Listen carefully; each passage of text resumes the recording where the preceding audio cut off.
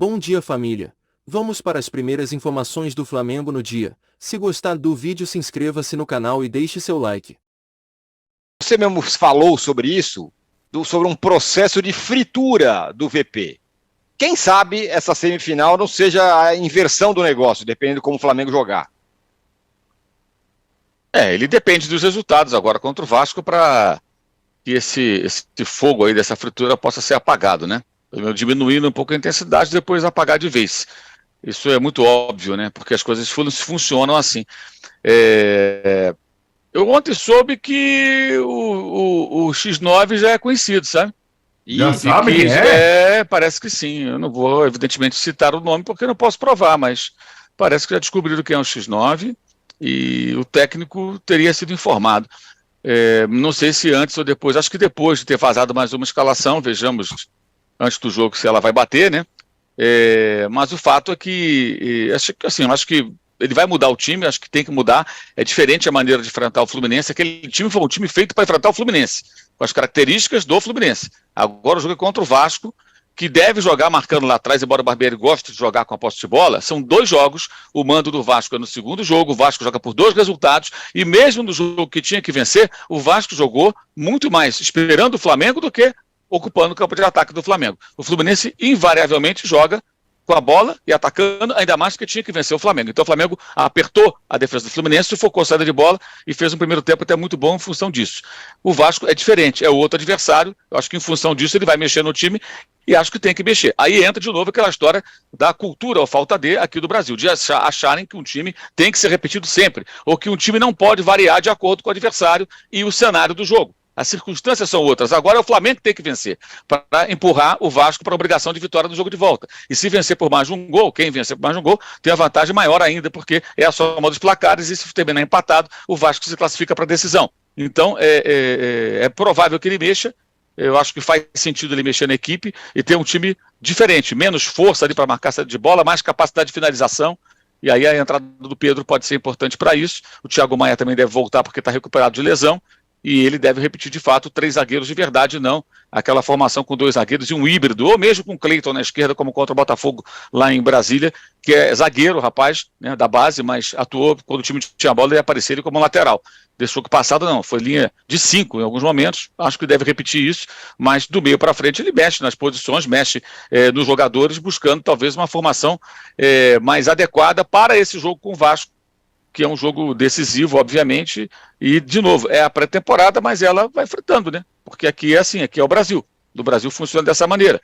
Dificilmente o dirigente tem coragem de bancar uma situação num processo que leva tempo. Não tem como, vai levar tempo. E até as pessoas se acostumarem a isso. Você vê que, eu não me lembro exatamente o período, mas uma vez eu fiz um jogo do Manchester United, eu me lembro que assim, o Alex Ferguson, ele estava repetindo uma escalação pela primeira vez em 11 ou 12 anos, uma coisa assim absurda. Ele nunca repetia a escalação. Aí quando ele repetiu, isso foi quando saiu a escalação e viram que os 11 eram os mesmos do jogo anterior, foi um acontecimento. E a gente falava isso na transmissão, porque os repórteres ingleses lá, não, repetiu a escalação, não acontece desde 1900 e bolinha.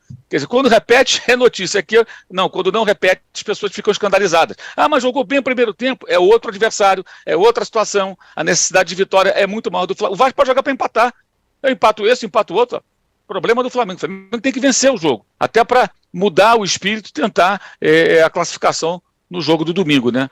Até foi confirmado já, né? Sábado, 4 horas, Fluminense Volta Redonda, domingo, 4 horas, Vasco e Flamengo, os jogos são no Maracanã. Ô Mauro, me diga uma coisa, você acha que foi falta do Nino? Acho que sim, mas eu tenho dúvida se foi pênalti antes. Eu achei que houve ali um contato, o jogador do Volta Redonda já deu uma pipocada, um salto. Não sei se aquilo foi pênalti, não. Eu, a priori, não marcaria. Que muita gente reclama, né? Que houve pênalti depois do gol. O Nino, achei que ele de fato se apoiou, né? Achei que ele escalou o adversário para cabecear e achei que foi falta de fato. Mas não foi marcado. Aliás, é curioso, né? O Lelê vai para o Fluminense em 2005. Também houve aquela final carioca, Fluminense Volta Redonda, aí tinha Lugão, o goleiro. Léo Guerra, o centroavante, e o Snyder, que era lateral direito, se não falha a memória. Esses 3 que também estavam negociando para ir para o Fluminense depois. Aquela foi a final estadual, né? O gol do Antônio Carlos no fim, o Fluminense foi campeão, em 2005. Outra vez tem essa situação, mas o Lelê de fato foi lá, meteu o gol dele, ninguém pode discutir alguma mudança de comportamento, muito pelo contrário. E comemorou, né? E comemorou. Sim, comemorou o gol como deve ser. É um jogador curioso, né? Porque ele é muito alto, né? Ele tem quase 1,90 m. 1,89 m, isso. Só que ele é veloz, né? Não é um jogador paradão, ele é um jogador veloz. Cai para um lado, cai para o outro. Parece muito estranho que tem 25 anos já, né? Isso. Eu vendo ele jogar, lembro do E aí, falar em clássico dos milhões, 6 mil pessoas em Volta Redonda. É o Cariocão. É, realmente. E aí, Arnaldo? Esse Vasco, hein? Não, é isso. Eu acho que o Vasco, ele conseguiu. Eu acho que essa vantagem, num clássico desse tamanho, de jogar por 2 empates, ela é importante, né? E quando o Flamengo perde a Taça Guanabara para o Fluminense e cai para terceiro com a vitória do Vasco no dia seguinte, esse acho que é um grande trunfo do Vasco no confronto, além da pressão que o Flamengo vive intensa e tudo mais. Então, se o Vasco consegue postergar isso para domingo, mantendo a vantagem, seja com um novo empate agora, eu acho que ele consegue lidar, porque a questão emocional é muito favorável ao Vasco nesse momento, né? O time foi melhorando aos pouquinhos, ganhou do Flamengo, que era aquele jogo que precisava passar um teste de verdade, e agora ele tem essa situação. Todo Mauro costuma dizer sempre que esse é o jogo que divide o Maracanã, né? A torcida do Vasco estava indo na podre, ainda mais agora, na boa, podendo duelar com até vantagem no regulamento. Eu acho que a torcida do Vasco vai em peso. E assim como tem a aprovação para o Diniz na arrebentação, tem para o Barbieri também. Porque o Barbieri vinha de. Aliás, é só um detalhe. O futebol é tão. Quem está vendo o Bragantino jogar, não sei se estão vendo, o time do Bragantino esse ano é 10 vezes melhor que o do ano passado, sob o comando do Barbieri. O tal do Caixinha ali, o time do Bragantino é outra coisa. Os caras de time forte, time competitivo, vai então. E o Barbieri estava assim, definhando com o time do Bragantino. Aí ele teve a oportunidade da vida dele. Na pior fase da carreira dele, o cara foi convidado para dirigir o Vasco SAF, com não sei quantos reforços. Então tem uma grande chance o Barbieri na carreira. E esses jogos dos holofotes, são os jogos em que o treinador também pode, digamos, se provar, né? Ele venceu a primeira do Flamengo e agora tem essa missão em 2 partidas de avançar a final, o que talvez não tivesse na cabeça do início desse projeto de novo time do Vasco, uma final logo no início, no primeiro campeonato a disputar. Mas acho que o Vasco tem condições, e é curioso, é isso mesmo. O Flamengo está agora tentando encontrar uma formação melhor para jogar contra determinados times. E essa questão dos 3 zagueiros, acho que ficou.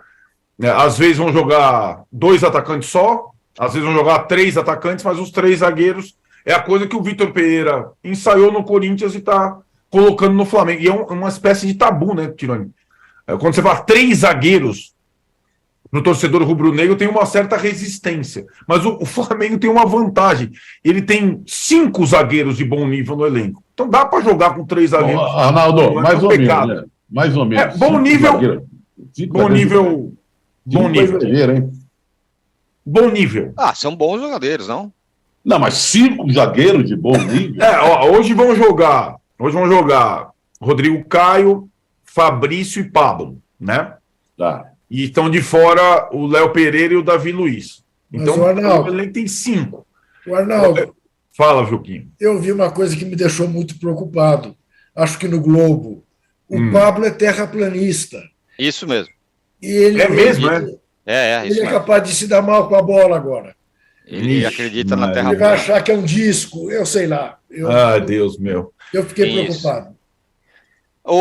O assunto é um pouco voltando ao Corinthians, mas é só para pontuar isso aqui. Tem muita gente perguntando como fica o Corinthians na Copa do Brasil em 2020.